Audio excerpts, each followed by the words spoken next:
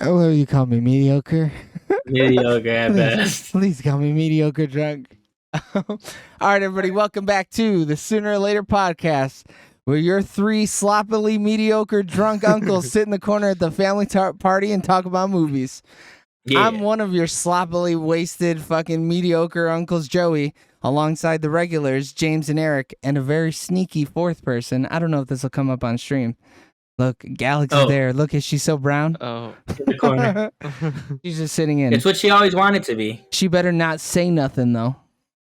She looked at me. Now looking back at her crazy, game, probably. she did look at me crazy as hell, like my hair. All right, so as you can tell by this title, we're doing the unbearable weight of massive talent, the 2022 movie starring Nic Cage about an unfulfilled and this synopsis did not go well with the way the sentence was going. Unfulfilled and facing financial ruin, actor Nic Cage accepts a $1 million offer to attend a wealthy fan's birthday party. Things take a wildly unexpected turn when a CIA operative recruits Cage for an unusual mission. Taking on the role of a lifetime, he soon finds himself challenging his most iconic and beloved characters to save himself and his loved ones. That synopsis fell off hard as fuck at the end. Yeah, I don't know about that. That got real whack. The numbers synopsis is almost like that, but they changed a few words. Hit me with it. I want to hear Creatively the difference. unfulfilled and facing financial ruin, the fictionalized version of Nicolas Cage must accept a $1 million offer to attend the birthday of a superfan. When things take a wildly dangerous turn, Cage is forced to live up to his own legend, channeling his most iconic and beloved on-screen characters in order to save himself and his loved ones. With a career built for this very moment, the Academy Award-winning actor must take on the role of a lifetime himself. That one sounds way cooler. I like that one. That one hits. That other one did not. Is he an Academy Award-winning actor? Fuck yeah, he absolutely is. That's the best part about him is that he's won an Academy Award and then he's also done The Wicker Man, which is terrible. Is it for The Rock? Is that the one he won for? Or I don't know exactly what he won for. You guys look it up while I talk about all the officials. Directed by Tom Gormican. Written by Tom Gormican and Kevin Eaton. Cinematography by Nigel Bluck. Edited by Melissa Bretherton. Music by Mark Isham. Production companies were Satin Films and Burr Productions. Distributed by Lionsgate. Release dates of March 12th, 2022 at South by Southwest and April 22nd, 2022 in the United States. With a runtime of 107 minutes and a budget of $30 million, it made $14.9 million at the box office. Woo! This movie is not going to make any of its money back. It has a chance, though, dude, if it stays in theaters. Yeah, I mean, we saw it last night, and it wasn't even supposed to be out last night, so maybe they're going to keep it in theaters with all the good press it's getting. So real quick, he won for Leaving Las Vegas, which makes sense, because that is one of his better films. Yeah. And it has Elizabeth Shue. Mm-hmm. Have we seen her before? Yeah, so she's in The Boys, and she's from Karate Kid. Oh, yeah. Well, we haven't reviewed a movie with her yet, have we? No. Oh, we can review Hollow Man from 2000. Kevin Bacon? Good. Not good. That movie sucks. Oh, I instantly thought of The Invisible Man. No. That's with Elizabeth Moss. And that's actually good. Really good. Yeah. That one's a banger. How many people do you guys have in the theater with you guys? There's 10 of us, I think, give or take. If I'm just ballparking it. Yeah, I would say less than 10, probably. Not a lot, though. And we were in a tiny theater. Like, it was fucking small. Also, tiny theater, 6 people. But also, mine was at 420 or 340. Oh, not Blaze It. Yeah. So I went on Saturday. I got off work a half hour early, and I was like, shit, I can make it. We went Saturday at 7:30. Yeah, I saw it at 4 o'clock on a Sunday. And those are great times. The fact that I had anybody, though, in there, I was kind of shocked. I totally thought that it was gonna be like this is like two teenage kids are gonna get a ticket to this movie and they're just gonna give handies during the movie. Yeah. There's a fuck ton of people in that movie theater all looking to get handies, and all of them So, were like, fuck. There was two couples, an older man, an older lady, and then me. It was one young couple and an older couple. I'm gonna let you know, the two like 40-year-old men in there love this shit. I mean, I think everybody in our theater, except for the youngest people, loved the movie. Mhm. Like, everybody was fucking cackling, dude. They were having a good ass time in this movie. Like, those two guys though, every fucking joke got them. Everyone, even the ones where I didn't laugh, got them. I don't think there's any jokes that fell flat for me. I don't know about you, Eric. I laughed at everything. I thought this was a good time. Yeah, man, I was laughing. And I think generally critics and audiences agree. Critics giving it an 87% on the tomato meter with 244 reviews, and audiences also getting an 87% with 500 plus reviews, meaning that this is probably our most agreed upon movie between critics and audiences. 100%. I don't think it's ever been exactly even, which is kind of wild. This is one of our lowest too, like audience verified ratings. Like we see some that are like 2,500. Like, you know. Yeah. I mean, it is new though. It is brand new. That is true.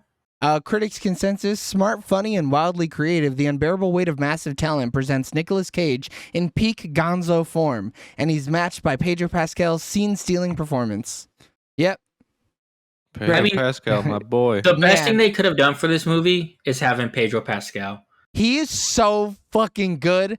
Yeah. Oh man, he's just so much fun to watch. The screenshot that they used for Rotten Tomatoes, like that scene. Oh my god. I mean, let's just go into full spoilers. When they take LSD, so fucking funny, dude. That scene goes. Dude, I was like, they're falling off a fucking cliff. Yeah. Like, I was like, there's no way they're gonna make it. Yeah, like how does that not impair his motor functions? Hey man. Who knows? But he was doing it. Yeah. He was doing it up until he couldn't. And then he was like, you gotta drive. You're the better driver. Yeah. I love how he kept mentioning stuff from like his wiki page practically. So, it was really funny. He mentioned that later on in the movie they have to trade shoes. They trade shoes. And there's a debate on who's gonna run to the car. And Nicolas Cage goes, no, you're faster than me. You have to run. And Pedro Pascal goes, no, you're the better runner. You've done all your own stunts. I saw it in a National Treasure behind the scenes featurette. Yeah. And driving home, Alex goes, that part killed me because I've seen that featurette. I was dying. I was like, oh my God. They did much research. Like the Gone in 60 Seconds stuff references, and I was like, oh shit. I really like Gone in 60 Seconds. I don't know how it's like rated. I don't know what the reception is on it. But it's one of those movies. Hate it? I think so, but go on. I'll look it up. It's one of those movies where it's like, man, it's Nicolas Cage being Nicolas Cage. Like he fits in that movie and that world being outrageous because the concept is so stupid. 25%. I love that movie. 25% from critics, 77% from audience. Yeah, critics don't know what the fuck they're talking about, man. No, isn't this a remake of a I think like movie? a good movie. Which is why the critics were like, this sucks. But the thing that always sticks out to me is the lowrider scene where he's like, play the song. And he's like, all right, let's go. And then they like do the planner or whatever. So funny. The thing though, he has so many like scenes in his movie that are like in all his movies where he does just some weird iconic shit that like he's an iconic actor though. Like, I'd say so. I mean, go ahead, Eric. There's no one like him, man. Like he's wacky. He's super unique in the way he talks. Like he's almost like a Christopher Walken the way he talks. You know. I would argue that you could compare him and Al Pacino, but I think he does the crazy actor better than Al Pacino. I think Al Pacino's a little too unhinged, and Nicolas Cage almost even when he's going unhinged, you're like, oh, he's doing something here. He dials it back a little, you know? Yeah. I mean, this is a better version of someone playing themselves than Al Pacino and Jack in Jill for sure. He did that movie for a paycheck, and I think Nicolas Cage did this movie because he really wanted to do it. Yeah. And he produced this bitch, dude. But I agree that them putting him alongside Pedro Pascal was so good. Because 'Cause, that like- dude very clearly has so much fucking range that he Yeah. can be the straight man or the funny man to Nicolas Cage's straight or funny man at any given moment. The way that But it they was- both code Go ahead. switch so many times in this movie is Mhm. insane. Because scene to scene, it's like, oh, they're going to start making out. This is going to be rad. And then they're like, oh my God, Pedro Pascal's going to kill him. And Nicolas Cage is going to cry about it. And I'm going to cry because they're best friends and they shouldn't kill each other. Oh man, it's just so good. It was crazy though watching it because like Nicolas Cage obviously is a good actor, but then it's just like holy shit, like Pedro Pascal is like, I feel like he's getting not because he does a lot of TV. He's like not getting Yeah. enough respect because like dude is A-list. 100%. Yeah, man. I love Pedro Pascal ever since I saw him in Narcos. I was like, Mhm. man, who is this guy? But I think all this shit's TV. Like it's like streaming and it's because a lot of people it's Game of Thrones, Narcos, and then The Mandalorian. Like are the Yeah. probably the things you think of. Come on, how are you going to discount the fact that he was in Wonder Woman 1984? That's when I was like, this dude ain't built for Hollywood. Is what actually happened. Not true. That But movie, he brought it back. That movie wasn't good enough for him, dude. No, it wasn't. No, it was poorly written. Like he couldn't even help it. He was in The Bubble. Oh, go ahead, Eric. Talk about the movie Oh. because I was getting a I was sidetrack. gonna say, I don't think I watched or saw him in 1984. Who was he? He's Oh, the yeah, fucking he's the main meme. villain. He's like, Oh yeah, you're right. but it can be better. Yeah, he's that guy. Yeah, you're right. You're right. That movie's dog shit. Yo, he won an award for Golden Tomato for fan favorite actor of 2020 though. Oh, I So- believe it. It's some Rotten Tomatoes award. hey man, that shit's real, all right. It is. It's an award. He can put that shit up on his goddamn on his mantle. His trophy room. Oh, he was in If Beale Street Could Talk. I saw that movie and don't remember him in it. I don't remember him. I hear it's good. It is a good movie. Alex and I really Yeah. liked it. It's sad as fuck though. It's No. it's like a Hulu original or some shit, isn't it? Or at least it was just on Hulu. No, I What's think it this is about? on Hulu. It's Oh. about a man who Good talk on Is- Beale Street. no. It's about a man who's wrongfully put in jail. A black man wrongfully put in jail in the 60s. Ooh, That that's sounds about right. Yeah, I think you can glean from the description why it's such a sad movie. yeah. But it's really good. It's really good, especially if you're like, I need to be sad. But and like it's got it bangers has in it. 95%. Yeah, so it's got Regina King in it. It's got Brian Tyree Henry in it. And this is the first one where people are like, "Oh shit, Regina King, not just a joke." No, man, she's always been fucking. You know who's not a joke in this best. movie? Tiffany Haddish, man. She goes hard. She does go fucking. You know what? I'm glad Tiffany Haddish isn't just funny anymore. I kind of wanted to see her doing something like really fucking badass. We got 2 seconds of it, but I wanted like a Yeah. 15-minute Tiffany Haddish fucking shooting a bunch of Spanish people. And they're Like like, it was a little funny I in know the beginning when Tiffany. she's like, "Fuck!" Like she said, "Fuck a location." He's like, "Oh shit, I said Yeah. it pretty loud." I thought that was a little funny. I mean, her So- comedy is so good in this movie too. All 5 minutes. So I of it. literally just saw both of those cops in an Apple TV show called After Party, and Tiffany Haddish also plays a cop in there. She plays a detective and also like a cop in like flashbacks. So I was like, That's kind of funny. so it's funny because I was watching it and I was like, okay, I already know she could play this role or whatever. So like I wasn't as like, oh shit, this is different because I literally just watched a whole like series where she played a cop. They must be interconnected. Has to be. Who's that? Who's her partner? Ike Barinholtz. What's he He's done? He's in like a- Blockers is the main thing I know him from. Yeah, and he's he's also in just a that show After comedian. Party. He's like he was a stand-up comedian and now he's a comedic actor, but he's a side character actor. Yeah. So like you're never gonna see him in a main role unless it's like a what the fuck's it called? Like an indie movie or something like that. But yeah, he's just Yeah. a character actor. Shit, born in yeah, Chicago. He's pretty funny though. I think Blockers is probably his biggest role where he has like the most to do in, like out of all his movies, because it's just like the trio of comedians more or less. Right. But yeah, pretty much he's always a one-off, says a couple jokes, shows up, pops up, and that's it. Yeah, he had a small fucking part in this movie. Yeah, It was he was really- good though in his little moment though. Yeah, his jokes were almost a little too much.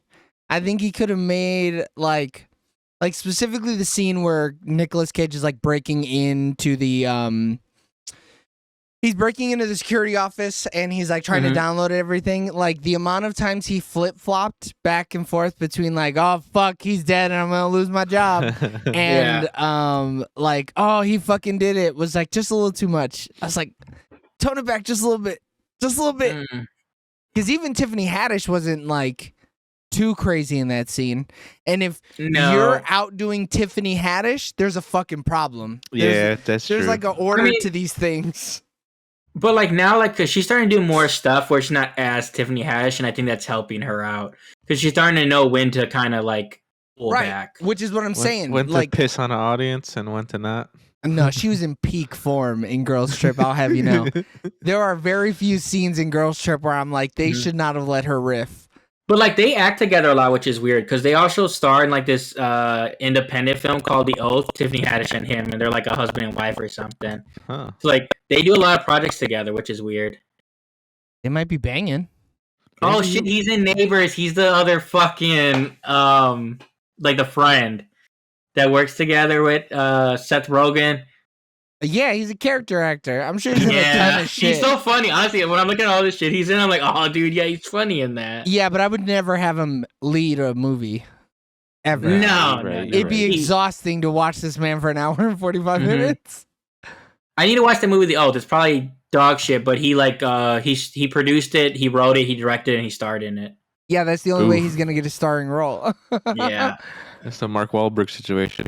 For real though. He is fathers too, man.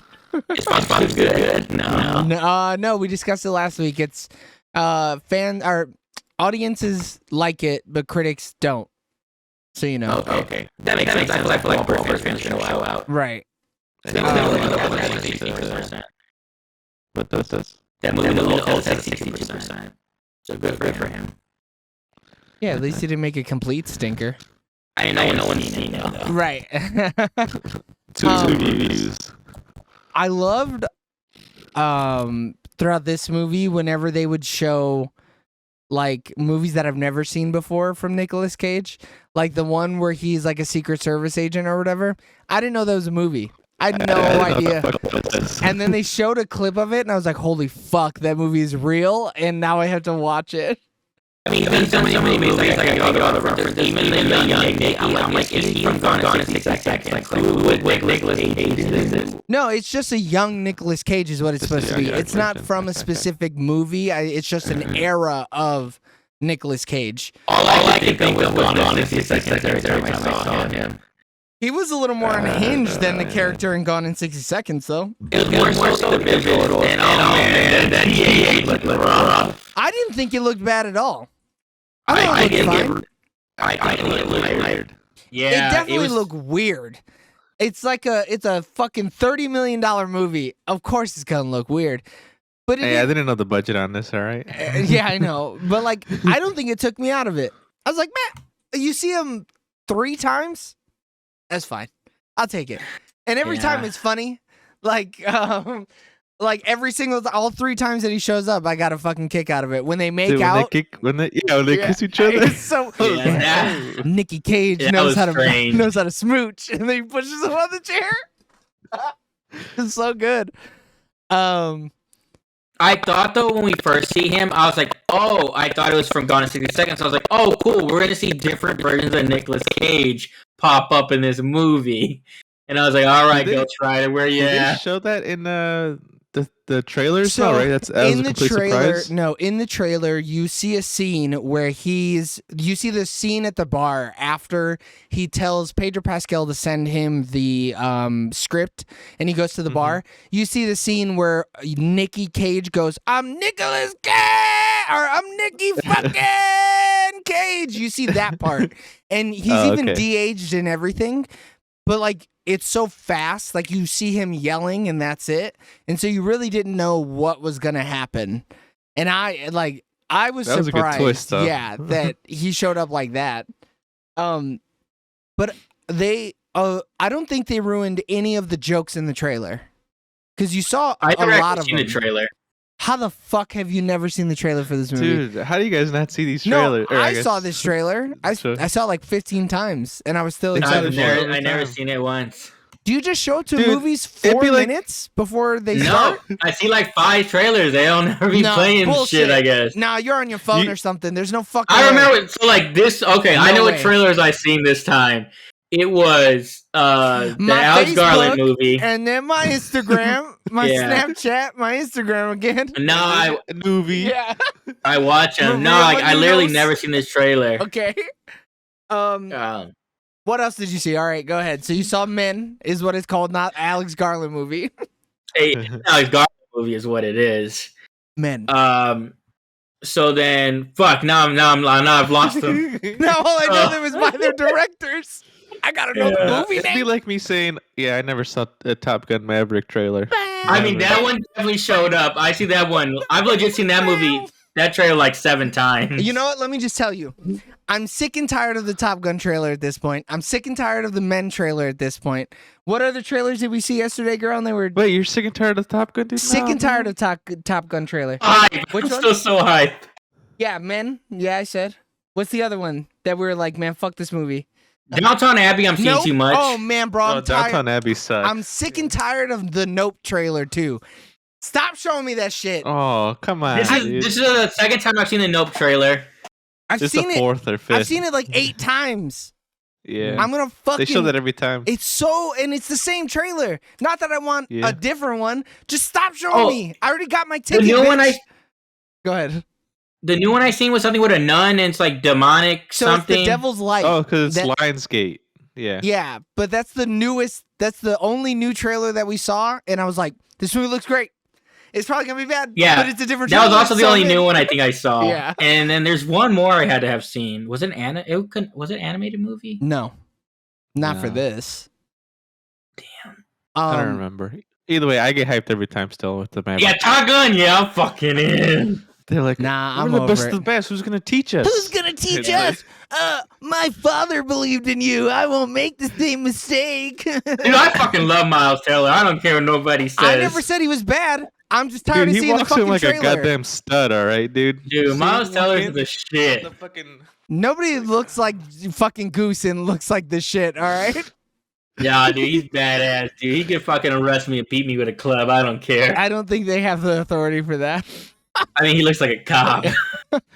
But this movie, I love the Paddington dude. 2 love. I was getting anxious with Pedro Pascal. Like I was like, he's gonna kill him, man. Dude, I was super excited because I was like, oh, this is a cool, different version of Pedro Pascal. You know, I've never seen him as a villain. This is cool. Like I've only ever seen him as the hero of the story. It's kind of cool that he's like a kidnapping, drug dealing, fucking bad guy. And then he's So like, you're acting like you didn't watch Wonder Woman 2, huh? he wasn't the bad guy. He wanted to help everybody out. He's like, it could be better or whatever the fuck he said. That man was stealing souls. Nah, he was helping people out. He's doing the Lord's work. But like, and then it just turns out that no, he's just the dopey cousin whose other cousin took it over. Hell yeah. Just the face of the operation, Yeah, man. give me Yeah, that. other guy was for real scary. I love I that wasn't guy, ready for though. that opening scene, though. I was not ready for. Oh, but I loved it. It came in so fucking hard. And they were showing Con Air. Oh, dude, my little dick was so hard. Yeah. I loved it. I was like, "Ooh, this script is so bad, though." Like, What? I hated it. I hated it. I so thought it much. was totally natural. Like What? the boyfriend and the girlfriend talking to each other. No, I'm talking about Con Air itself. Oh, like, no, you're that crazy. scene. That scene from Con Air, also fantastic. You're nuts. I've never No. seen that. That's like one of the few movies I have seen of Nicolas Cage. Con Air's pretty rad. It's pretty cool. It's stupid, but it's It's just a 90s action movie, which is Oh, awesome. then it's gonna be it's gonna be good then. Yeah, you're going to eat that shit up. Is it? My dad probably loved that shit. Oh, yeah. I'm sure he's seen it. But no, yeah, when they're just like conversing and stuff, and it's real like real meta about it. I thought it was good. Yeah. Um, And then in the end, when she's like, Nicolas Cage? Nicolas Yeah. Cage. and I was like, damn, everybody does love Nicolas Cage. I mean, but like, he is pretty universally loved though, right? I think so. I think it's you're either in the camp of you don't know who he is or you love him. and there's no in between. Dude, if I saw Nicolas Cage in the public, dude, I'd freak out. Yeah. But also too, it depends how because a lot of foreign countries get like stuff late, and they may have just got like for 10 years just nothing but Nicolas Cage, and they're like, man, he's the shit. It's the same thing as America though. Just 10 years late. I think Spain would have gotten it a little bit earlier than 10 years late. I don't know how their movies work over there. They might be fine art. They might have been like, all right, we only let certain things in, and then every 10 years you get some. You're thinking of China, dude. Yeah. No, you're thinking of fucking little villages in Taiwan and shit. Nah. But I think one other thing I really liked that they did in this movie was the way that they told the story. And like when things got tense, like I think it was either the screen or it was my eyes or the movie actually did this. But when they were going in and out of tense parts, the color of the scene changed. And it felt like you were watching more of a movie. And like it was actually playing off of those tropes from Nicolas Cage movies in the past. Specifically, the scene that got me was when they were skeet shooting. Like, it was bright and sunny in the daytime, and then when shit got serious and he's like, give me the gun, Nick. Like, it got blue, and like the hue changed, and it like got super serious.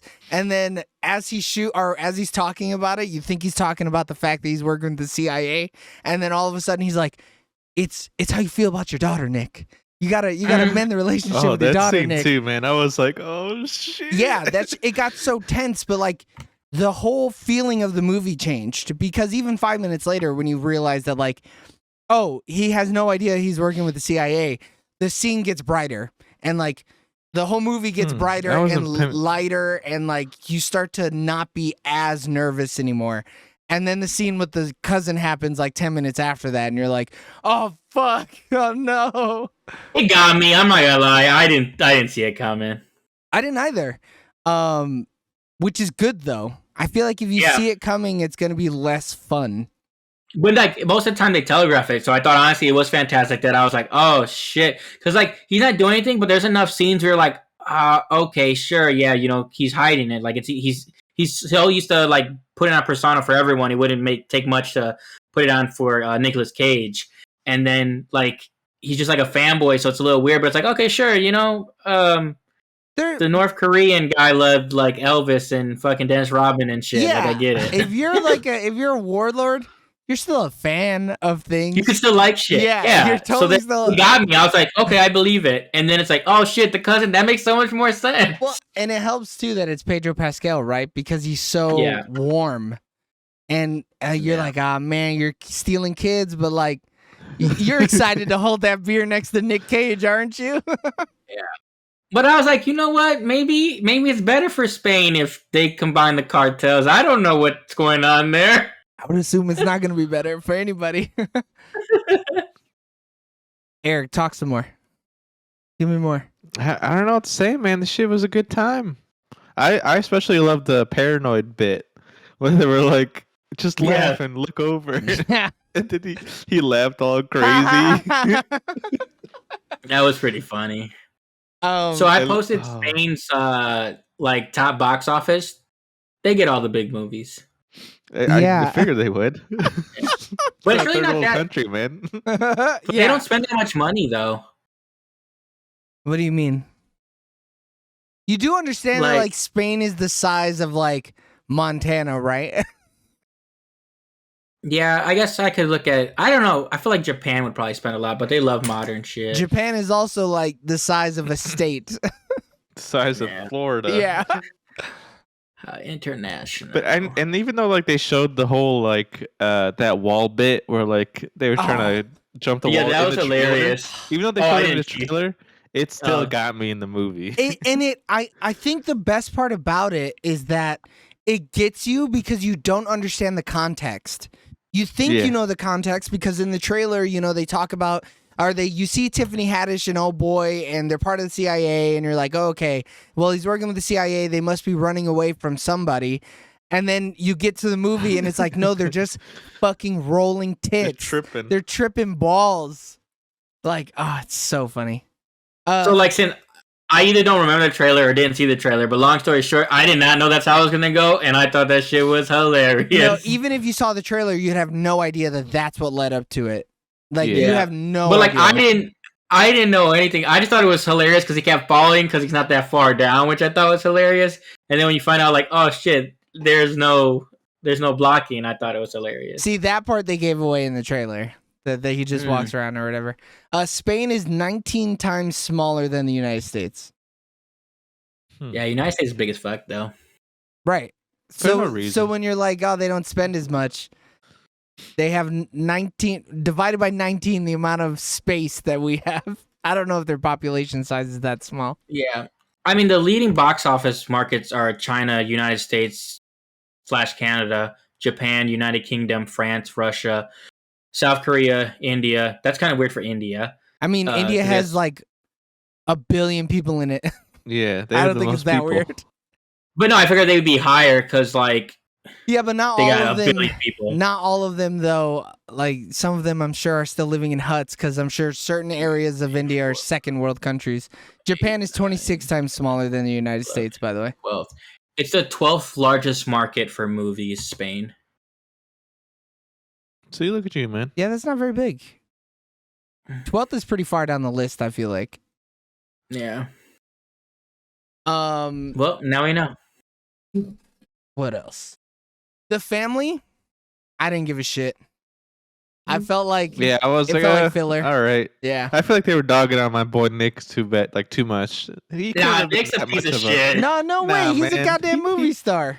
Yeah, he couldn't have been that much of a piece of shit. Yeah. To the point where like his daughter's like, Dad, what the hell? Why are you singing at my birthday party? Well, no, I mean, that's embarrassing. He was drunk. that he was being a piece of shit. Nah, man. If my dad did that, I'd be like, You're telling me if your dad got shit-faced wasted at your birthday, at your 16th birthday party, sat down at the piano and made up a song on the spot, you'd be like, hell yeah, Dad, get it. Nah, fuck I mean, no. she says what the issue is though. Like, it's like, dude, like, you don't care about anything I actually care about. You're just trying to push your views on me. Like, could you imagine you go to your parents and every time you're like, oh, hey, I'm interested in this, and like, oh, okay, but hey, here's something I like. Now let's go do this. You know, it would kind of run its course. Because that's also too, the daughter's her dad's like famous. I think it's Martin Sheen is her dad. the cousin of Charlie Sheen? No. I don't know if they're related. They're- Martin Sheen and Charlie Sheen. No, they can't be because that's his movie name. They can be, though. I was just making shit up. I mean, sure, yeah. Martin Sheen is his dad, I'm pretty sure. Shit, then I'm wrong. Because his name Charlie Sheen's dad? is... Yeah, because his name is Okay. Ramon Antonio Gerardo Esteves. So what the fuck? Who's? But he goes by Martin Sheen? Yeah, so he just took Yeah. that as a stage name, and then when Charlie Sheen got into acting, he took Sheen as a stage last name, but Emilio Estevez, who was in The Breakfast Club, kept his original last name of Estevez. Yeah. But he also her looks a parents- bit more Hispanic, whereas Charlie Sheen is a fucking white boy. He And, looks and white. Martin Sheen is a fucking white boy. like, so it's So understandable. her parents though are Michael Sheen and Kate Beckinsale. I don't know who the fuck Martin Sheen, or I don't know who that is. Michael. If you see him, you'll know. I was really hoping that was like his Oh. actual wife and daughter, This but dude's great. it's not. I was also hoping. No, I knew it wasn't his actual wife. I was really hoping it was his actual daughter. I knew it wasn't his actual daughter because I knew who she was. I've seen her before, but In like what? I also was like just on like social media. Just on those, I've on never those seen lists, her. dude. Yeah. But the thing though with that, I was like, I don't know Nicolas Cage's life, so I was like, does he have a ex-wife and a daughter? Like, does he have children? He has a couple He ex-wives. has 5. Ex-wives? Yeah, he was married to Patricia Arquette. He was married to Lisa Marie Presley, Alice Kim, or Erica Koki, and Rico Shibata. Rico Shibata he married in 2021. 2 kids, they're still though, that's married? it. Yeah, they don't have a divorce date. Okay, damn. Nick gets around, man. He does. He's trying to find That the one. Alice Kim one lasted a long time. It did. I wonder what He she almost did. thought, and then he ended up the other one. He got married and divorced the same year. In the same year. It's probably, they It probably annulled happens, it. man. Yeah. Fan. The Coppola family? They were like, oh, Yeah, shit, he's a wait. Coppola. Did you not know that? No. His uncle is Francis Ford. I mean, I know who Francis Ford Coppola Francis is. Ford Coppola, the I'm director. looking at the tree right now. Yeah, But but where the fuck is? yeah, where the hell? Okay, I got real confused for a second because it had Alice Kim there, and I was like, wait, he married somebody? But no. Man, this family tree is ass, bro. This is terrible. It's hard to read. Yeah. Oh, Where's this family tree you guys are looking at? it's on his Wikipedia page. Yeah. But yeah, I know. Like, I only honestly know Francis Ford Coppola and then Sophia. Yeah. Yeah, so Francis Ford Coppola is his uncle. Oh, I see. Yeah. Oh, that's kind of dope. I didn't know that though. I mean, his dad was a author, American academic, film executive, advocate for the arts. He looks like his dad too. Yeah. But they make a Coppola reference in the movie. The cousin or whatever that runs the drug cartel, Mhm. he calls him a Coppola when he's talking to him. Or when he's talking about him, he says Coppola. See, and I was that's like, some knowledge that's though. I fucking wish I cool. had going into it. That's so cool. Yeah, it's awesome. That's how he broke into the business. But there's already a Nicholas Coppola in Hollywood when he was signing up for his Screen Actors Guild card or whatever. So that's why he changed his name to Nic Cage. And he gave his last name Cage because of Luke Cage, the comic book character. That's dope. Yeah, that's why he chose the name, because he was like, this sounds rad. Yeah, He has a cool I would too. documentary where he almost plays Superman. Yeah, the Death of Superman Lives or something like that. Mm-hmm. Dude got jacked. I Did mean, yeah, because he wanted to. He's always wanted to play Superman. Nicolas Cage has. So when Kevin Smith was gonna write the movie The Death of Superman, Nicolas Cage was cast in the movie as Superman, and so he's like, "I'm Superman. I gotta get yoked."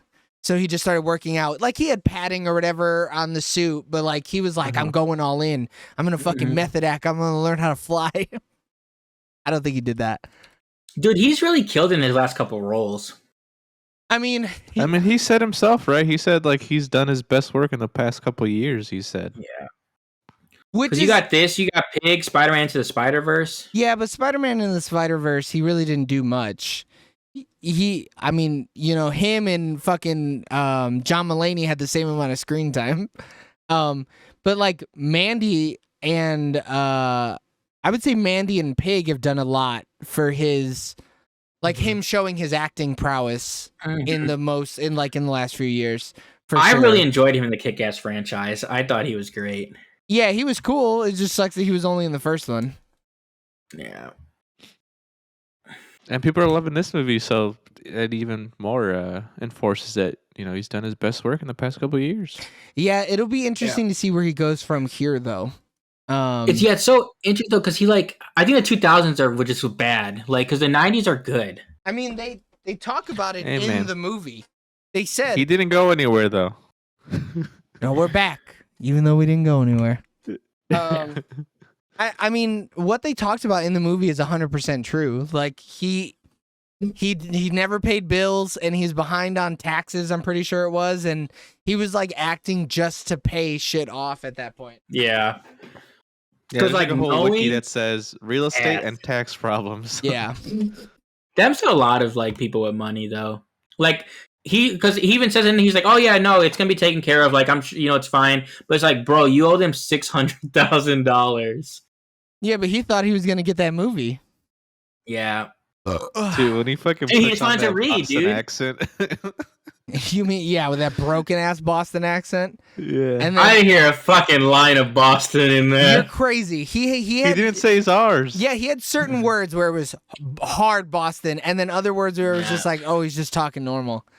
That's why he didn't get the role. That was ass. No, he didn't get the role because he slammed that dude's car in his fucking face and said, "I'm gonna Nicolas read." Cage. Yeah, he didn't need to read, dude. He had the role. No, he never had that role. He never had it. That dude was blowing smoke up his ass.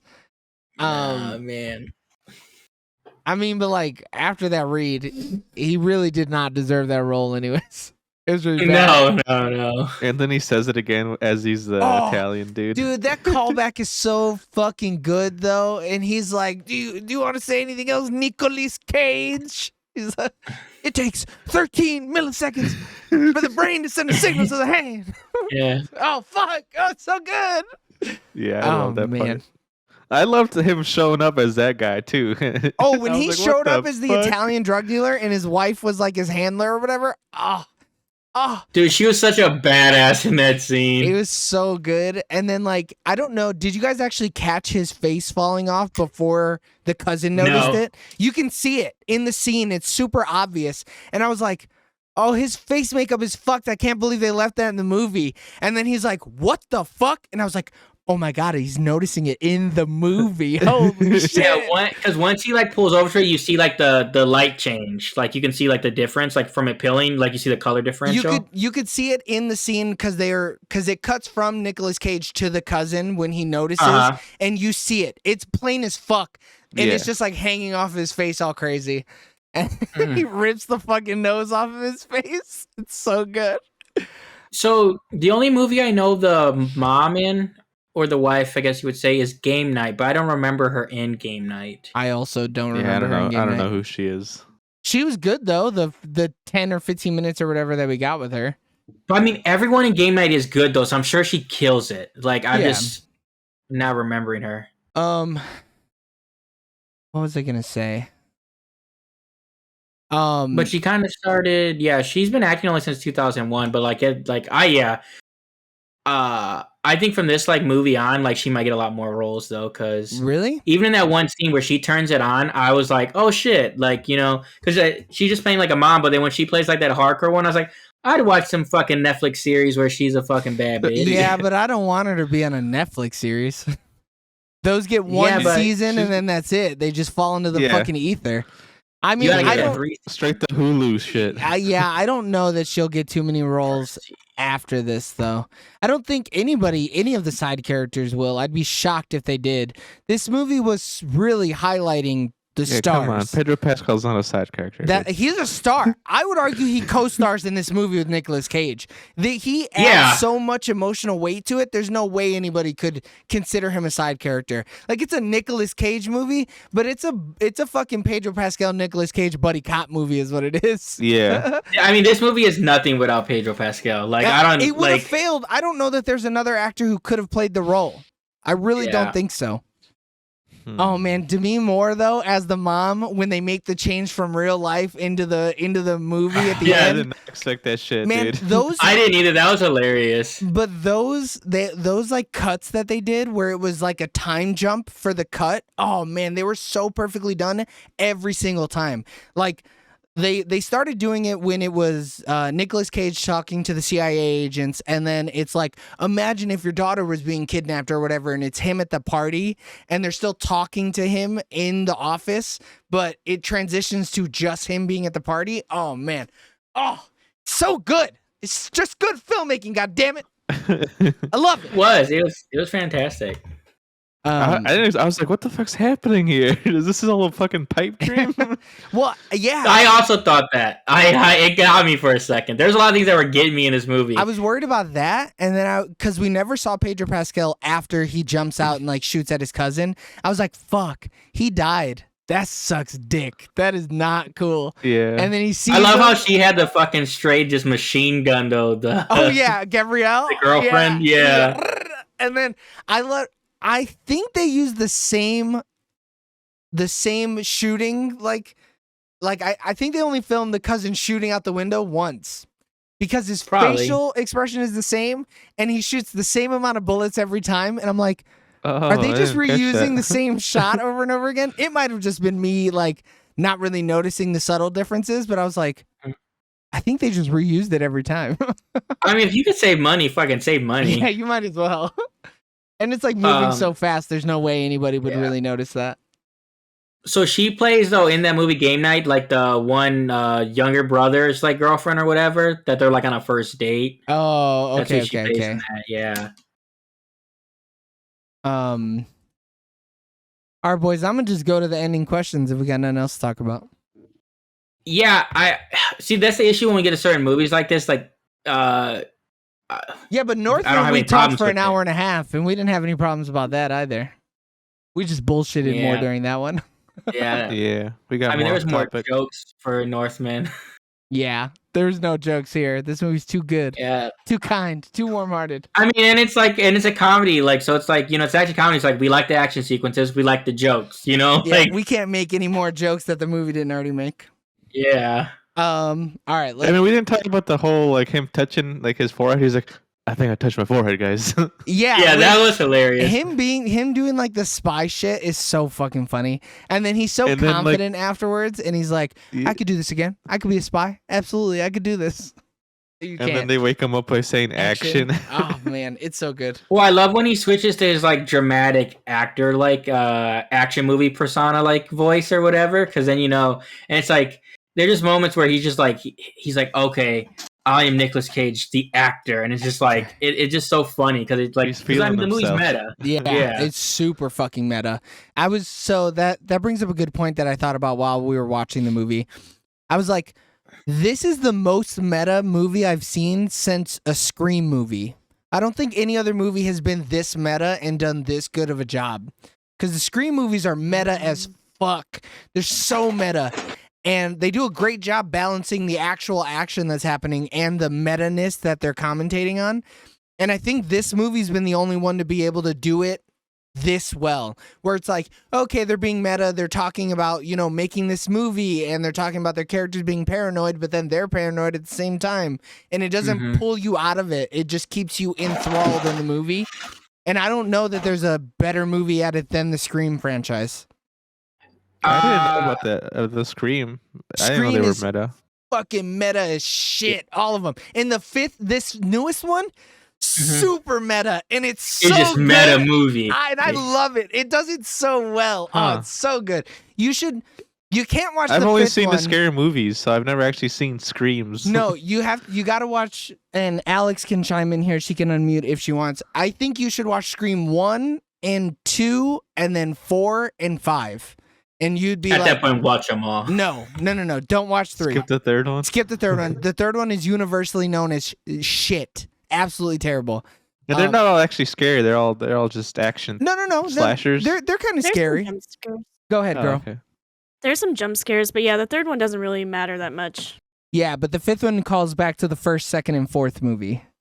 Yeah. So like, So it'd be worth it to watch those. so meta movies that I like that have come out. So you have like This Is the End, which is super meta. I don't think it's not meta in the same way that Scream and Unbearable Weight are, but go ahead. 22 Jump Street and like 21 Jump Street. Those are pretty meta. I'll accept those. And hold on, because I'm looking at a list of other ones. Spaceballs. No, but those are parodies. I wouldn't Yeah, call those are- Yeah. those are like scary Uh, movies. Tropic Thunder. Tropic Thunder's very meta. That's another And very one. good. Yeah, But- What else is on this but list? I think Unbearable Weight does it better. I don't know, because Tropic Thunder is just so fucking funny. No, Nah, but we're man, not 'cause talking in about the how end, funny you're it like- is. Because you're in the end, you're like, what the fuck was real and what was not For what? This movie or Tropical Thunder? for this movie. No, we know what was real. Everything we All saw of it was real. Yeah, everything we saw was real. They just did a time jump transition using that last frame of real life and the movie, stitching it Mhm. together. It was just Okay. another transition, but all of it actually happened. And like they So just wrote Pedro the movie. Pascal actually shot a gun. Yeah, he shot the golden guns, not just the Yeah. gun. He The last one I would say would be like Cabin in the Woods.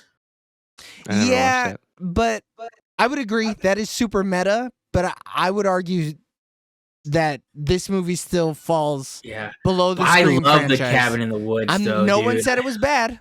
We're not talking about if these movies being any better quality-wise We're talking overall. about the meta-ness. Just the meta-ness of it all. I think this one does the meta better because the meta is sprinkled out throughout. You know, Yeah. Cabin in the Woods has a big meta dump, but like other than that, like you're still following. Now you're following these dudes in a warehouse somewhere, trying to unlock these demons to satiate the earthly gods that are underneath the earth. Yeah. That's not very meta. That's not super You've never meta. seen Cabin in the Woods, I'm assuming. Cabin in the Woods is No. great. It's so Yeah, it's good. fantastic. You just have to deal with some of the Joss Whedonisms, and that dude can be a little fucking insufferable as a writer. But it's still good. I would definitely say it's worth a watch. But like it definitely goes Scream, this movie. I would say Tropic Thunder is probably a little bit better than Cabin in the Woods, and then Cabin in the Woods, and then Oh, dude, there's I just nothing love else. Tropic Thunder. It's so fucking funny. Now, again, we're not talking about how funny it is because I it is mean, really it's super funny. meta, dude. It starts off like when you're watching trailers within the movie of the movie. It's Yep, and that's it. No, I just the think- whole meta. I think the only reason that I'd argue that Tropical Thunder doesn't do it better is because it is like that, right? Where it's just like big dump of meta to let you know that these are actors in this real world doing things. But like then they break off into a story that's like has nothing to do with it. You know what I mean? And like the more the movie goes on, the less meta it gets, which is why I think it's worse than this movie in a meta sense, because the meta in this movie is constant. It's like they're Yeah. always referencing the real world, and like the stuff that they're talking about in this fake movie that they're writing is being represented in what they're doing throughout the whole movie. And you know, there are moments like they like even describing the action plot points in this movie is meta because for the most of it, there's no action, and then they get the action in for the hook at the very end to bring the people in. You know, like that's the only reason I'd argue that this movie is better than Tropic Thunder meta wise. yeah, but like even like because in like the 21, 22 Jump Street, like that stuff. They reference like its own genre so much throughout those movies, I feel. Yeah, I mean they do, but then a lot of the meta comes from them making jokes about how there was a TV show that did the same thing, you know? Yeah. Which is the part that makes it a little bit worse, is that it's like, okay, we're just making the same meta joke over and over again. Yeah. 2 movies in a row. All right. But now I know there's multiple meta movies that I didn't think about until this moment. Yeah. And you know what? Hey, fuck it, they're doing it. But the fact that you had to look it up says a lot. Yeah, but in fucking 5 years, I'm probably be like, if we had this question, we watch a new meta movie, same thing's gonna happen. I'm like, well, I'm looking at a list, and I'm like, oh shit, the Unbearable. I you know? don't think so. I think this movie, and we'll talk about it more when we get into the final questions. I think this movie has staying power. I hope they don't ever make a sequel to it, but I think this movie, and especially the filmmaking aspects of it, I think it's super unique, and they did a fucking great job. The first one that does come to mind is Scream. When I think of meta, I think Scream. And I don't think anything will ever dethrone it. I There's either. nothing you could do to dethrone Scream as the meta movie, because it almost started the genre.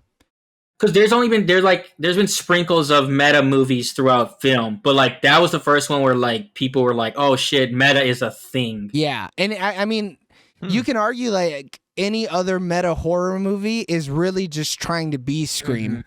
Like to its core, all it's like is like, I want Wes Craven to fucking come over here and spit on me so that I can have an iota of creativity that this movie had. Well, and it sometimes too shit becomes just spoofs and parodies, so like it's hard to like really fucking be a fine line. Yeah. Eric's like, I don't know. I've never seen them. Yeah, I've never seen that shit. I've never seen half of those movies. Man, Eric, we got to show you not fucking foreign movies. We gotta stop doing Sooners. fucking new movies. Yeah. Fuck it. I mean, let me just tell you, after this baby's born, I'm not really gonna have a ton of time to go see Sooner movies. So Shit, meta movie marathon is what's gonna happen. we got Oh, 24 shit. hours to figure it out. Eric, you got homework to start doing right now. All right, let's answer these Can I questions. ask a question? Go for it. What does meta mean? I'll send you a definition of it. I'll I'm send you not- the wiki page. Yeah, I'm not gonna go through it right now. I feel like a lot of it just means like referencing itself within itself, like genre, characters, it's stuff like that. self-referential while still understanding the larger picture. It's gonna be easier for you to read. Yeah. But it's like the character that Jamie Kennedy plays in the first Scream movie.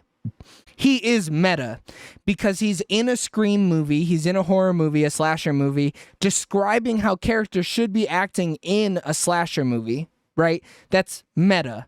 Like, it goes beyond just what's happening to the characters. It's analyzing the tropes of the genre of movie that they're already in, which is what makes it because you meta. shouldn't know like what type of movie we are in. Right. Like you shouldn't know like, oh, I'm in a horror movie or I'm even in an action movie. Like you shouldn't know like those. You didn't know. So almost in every meta movie, it's like, okay, this shit is almost happening in our real world where we know these things exist. Right. Because in a lot of movies, like shit doesn't exist outside of their world. Yeah, I'll send you something so you could read about it, because we're doing, I think, a shitty job, and I'm sure there's like an exact description of it that's gonna be way clearer, because we're just kind of like offhanding it. Yeah, because there's like certain criteria it has to hit that we're probably not mentioning. Yeah. Hey, thanks. But for us, we need to answer, James, what's your favorite part of the unbearable weight of massive talent? I did so I guess a couple scenes I really enjoyed. So the first one is just real quick. It's the opening scene because I was like, oh shit, I was not ready for it. Like, and then when she gets decked, I was like, oh my god. But then I really do like the sequence of when he's like, I'm a CIA agent, and then he does the whole thing. It cracked me up though. He's like, oh, I think I touched my head. She's like, what do you mean you think you touched your head? Did you? did you not? I don't know. And then he locks everything in there. I was like, oh no. Eric, what was your favorite part of unbearable weight of massive talent? Dude, Pedro Pascal, he fucking did it for me, man. I love that guy. I especially love the LSD trip that they had. I think that was my favorite bit. Because, like, they get so fucking into it on that wall scene. He's like, leave me behind. I'm not leaving you, soldier. Yeah. I like that real quick when he's like, you're heavier than you look. You got a large head. Yeah, he's like, it's a very big head. He's very big. He's like, oh man, this is heavier. This is harder than it looks. Yeah. And then Dude, he's trying to do it with one arm. And then when he falls over, he's like, ah. And he's like ready to start running away. So good. Strong scene. I think my favorite part is when they're going to the cliffside to kill each other. And they like, they're talking about each other's shoes, and Pedro Pascal's like, hey man, do you want to try mine on? And he's like, oh, are you sure? And he tries them on, and they're like, oh man, your shoes look better on you than they look on me. And it all leads up to that sprinting scene that we talked about, where he's like, no, I know you're way faster than me. I've seen the behind the scenes or the featurette. It's so good. Because this dude is so painfully a fan of Nicolas Cage. The subtle moment I loved about that scene was when he's like, you want to switch? And he's like, permanently? And he's like thoroughly excited because he's like, oh shit, I have a pair of actually worn like Nicolas Cage shoes. Like it's... The other thing that I was super hype about, and it's so fucking stupid, and it's like, you shouldn't be hype about it, but when they got out, they were wearing each other's shoes. That's like a continuity error that like anybody could have missed. Like, oh no, we'll film them out of order, it doesn't really matter, and then they come out with the wrong shoes on. But when they get out and you look down, and for the rest of the movie they have their shoes switched, I'm so glad somebody was paying attention when they were making this movie. It's so good. Because that kind of shit would have pulled me out of the movie. I'd be like, oh my god, how are they not wearing the right shoes? Well, Nic Cage needed the right shoes, especially too, because he was fucking... if he was wearing his shoes, he'd be like, nah. I can't get the grip I need in these shits. He needed his other shoes, dude. Pedro Pascal's shoes didn't have enough ankle support. That's what. But then he wouldn't have. He'd be like, no, because those shoes are expensive. Like you don't have. The cartel guy came in. If he'd have worn just little loafers, man, he'd have shot him on sight. Yeah. Shit, he almost stabbed him on sight. He really did, though. If his wife didn't save his ass, he was fucked. So my least favorite part definitely has to be the family. I think the family was like just a little bit of bloat.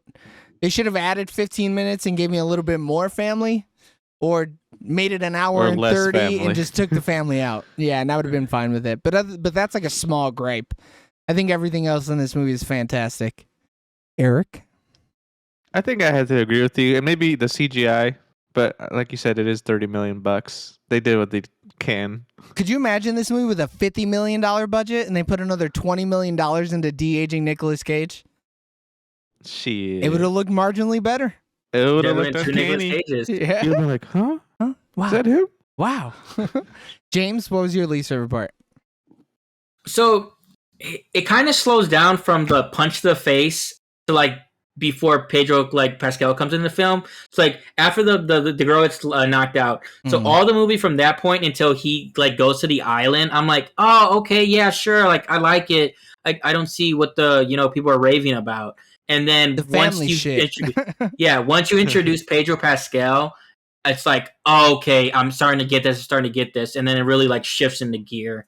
But yeah, there's just that little like that 15-20 minutes. I'm like, all right, whatever. Yeah.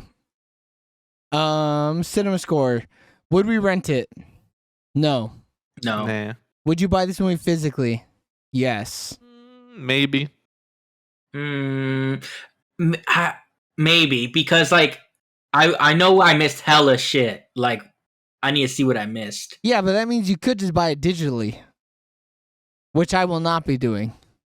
Yeah, I will not be doing it as well. but sometimes you want to just fucking pop it in. But you got to use like your PlayStation, and like you're losing out on some color quality because you're using not a dedicated physical media device. You're better off with the I digital. got a 480 TV. It doesn't matter. No matter what. That's It's true. fucking You're losing shit. color no matter what. Would you buy it in the $5 bin at your local establishment? Yeah, Dude, the best of Nicolas Cage 5-pack, 100%. 5-pack? That'd have to be a 15-pack.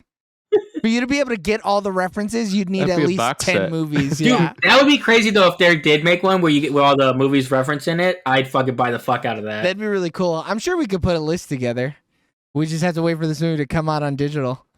And then watch it frame by frame. Yeah. And read it word by word. Yeah. We really need to just Get buy the a script. Yeah. Would you put this on in the background while people are over? Absolutely. Yeah, fuck it, why not? I kind of want people to watch this movie, though. Because this is background. Man, shut up. We'll pop in, pop out. But you're going to miss some jokes if you're just popping in, popping out. But my thing is that you pop in, you may like, oh shit, I'm gonna watch this later, like because a lot of people are just gonna miss this movie. You get intrigued. Yeah, but what if you pop in the first 15 minutes and you get the fucking family bullshit and you're like, this no. fucking sucks. But those people were never gonna watch it anyway. That's so not like, true. You start the movie at 15 minutes. Yeah. Skip Yeah. the whole You thing. skip to when he gets to the island, and then when his family comes back, you got to explain. Oh no, that's his ex-wife and his daughter. They're there because they had some troubles during the 15 minutes. You'll see it when you buy it. so that's why I buy the physical disc. I download it and then I cut the movie myself. I re-edit it. You do some. What the fuck's that guy's name? Toby something or other? No, not Toby. What's the dude from That 70s Show? What's his name? That Topher Grace. Yeah, you Topher Grace it. He recut the first 3 Star Wars movies. Oh, I've heard about that Yeah, actually. and so like that's essentially what you're doing is The you're like, Topher Yeah. cut? yeah. And then would we recommend? Yes. Yeah, I I would. would. I'd be shocked 'Cause if somebody was like, Because I my would thing not. though, it's like, who doesn't like buddy comedies? Like that's what this is. People who don't like comedies. This goes back to the who doesn't like Nicolas Cage? Yeah. I mean, he's been in some non-buddy comedies though, and those have not been good. Yeah, but you still like Nicolas Cage in it. Everyone knows Nicolas Cage. Not whether if you know introduced him in as the 2000s. Like if you only knew Nicolas Cage in the 2000s, fuck, you're like, this dude sucks. No, man, Gone in 60 Seconds was in the 2000s. And y'all fucking nutted over that movie. You're right. You're right. Hey, that car he has, Eleanor, dude. All right, ratings. Does anybody have any good ones? Nah. Nah. Great. I give this movie 9.75 gold pistols out of 10. Oh shit, 9.75. 8.75. Oh, I didn't quite give it a 9. I also heard 9 at first. Did I say yeah, 9? you said 9. Yeah. Yeah. No, I meant 8.75 if I said 9. I was like, holy I shit. also heard 9. Then that was my bad. I thought 8. It's all right, 8.75 we pistols out of clarified. 10. Go ahead, James. I give it 8.5 out of 10. I ain't really got nothing funny to say. All right. I give it 9 out of 10. You want to switch shoes? So I was going to say my other one was going to be I'm going to give it 8.75 checkered Vans out of 10. Because those are the shoes that Nic Cage gave Pedro Pascal in that scene. I mean, there was a ton Checkered of references, Vans. but I was like, I don't know which one works in the No, I realm thought it was of. all the way around, wasn't it? No, Nicolas Cage was wearing the checkered Vans, and then Pedro was wearing the loafers, Yeah. penny loafers, and so They're like the Italian loafers. So then at the end Was of the it? movie, Nicolas Cage is wearing the loafers, and then Pedro's wearing the white checkered Vans. Did you watch this movie, Eric? I think he just listened to the jokes. Yeah, you're right. But the jokes are 9.10 worthy, though. I would agree. I mean, once we see the shoes, most of the movies they are wearing the opposite shoes. Yeah, they're wearing the story appropriate shoes, which is nice. Yeah. I appreciate that. So like, it's easy. I guess I'll allow it. Yeah, I mean, Alex said no. Fuck you, Eric. it's understandable that you could mess that up, Eric. Yeah, man. If I was the dude coordinating that shoe take, my shit would have been wrong, Yeah. man. Would have been 100%. I feel like it's so easy to fuck that up, though, and the fact that they got it right for the rest of the movie, the continuity people were I don't on know. it. I guess I just figured Nicolas Cage would wear some fancy shit. Nah, he was wearing some real obtuse shit the whole movie, man. Dude, he's $100,000 in debt. He can't afford no fucking Italian No, you're loafers. right. Yeah, he's right. shopping at the Italian fucking TJ Maxx and shit. The fucking buy one get ones he got. The Italian Ross dressed for less. All right, everybody. Thanks for tuning in on twitch.tv/SoonerLaterTV for our review of the unbearable weight of massive talent. Continue listening and watching and showing your support on all social medias at SoonerLaterTV. If you couldn't catch us on Twitch, don't worry. You can listen to us after the fact on every single podcasting platforms. And now our videos are also being uploaded to Spotify, so somebody can have the video or audio one there. Oh, shit. Our episodes are recorded live on Sundays at noon and uploaded every Tuesday morning. Tune in next week for our review of Doctor Strange in the Multiverse of Madness. Stay safe out there, kids. We love you. Goodbye. Bye. Bye.